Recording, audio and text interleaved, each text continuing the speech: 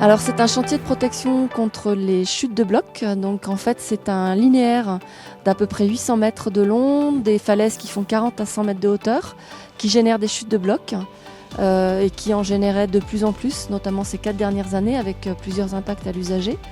Et qui sont à la fois sous l'effet des phénomènes de gel-dégel mais également des fortes pluies. On a 2 secteurs relativement importants, Grésines et Colombières Sud. Alors pourquoi les traiter en une fois? C'est qu'on voulait minimiser la gêne à l'usager et ne pas avoir 2 fois 9 semaines de fermeture pour pouvoir faire les purges et minages.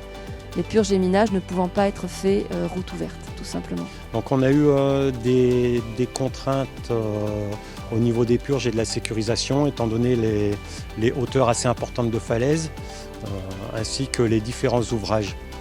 Donc d'un point de vue structurel, il y a eu des contraintes de poids. Le marché nous demandait de protéger la route et les endroits où les consoles n'auraient pas supporté les hauteurs de matériaux pour absorber les chocs, étant donné qu'on a purgé sur des hauteurs jusqu'à plus de 250 mètres de haut. On a créé ce système de matelas absorbants avec des pneus sur les endroits où on ne pouvait pas mettre de charge importante sur la chaussée. Alors de l'autre côté, on n'avait pas de contraintes structurelles par rapport à l'encorbellement, parce qu'on voit que la route est en encorbellement à cet endroit-là.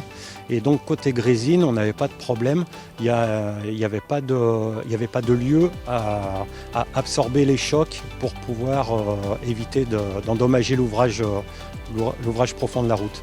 Donc du coup, on a purgé comme en zone classique, purge de matériaux fines, branches, débroussaillage, élagage et ensuite purge de matériaux, de blocs rocheux. Il y a 2 facteurs essentiels sur ce chantier, effectivement.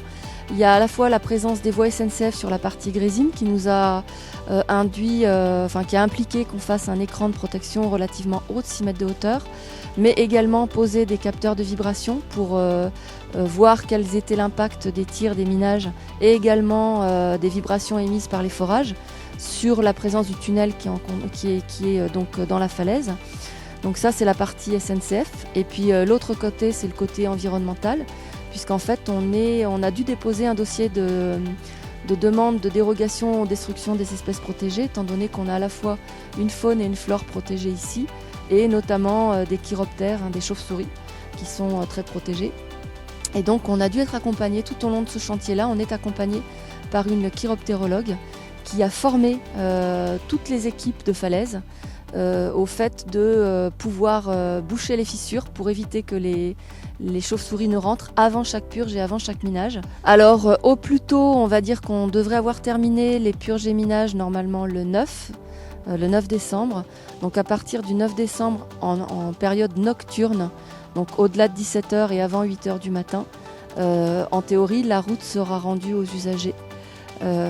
Et par contre elle sera refermée dans la journée pour la poursuite des travaux de confortement de la falaise, et ce jusqu'à mi-janvier, avec une période de retour à la normale entre le 22 décembre au soir et le 3 janvier au matin, de façon à ce que la route soit rendue pour les périodes de Noël. Et à partir de mi-janvier, en théorie, suivant donc la météo et l'avancement du chantier, on passerait en ouverture, en circulation par alternat.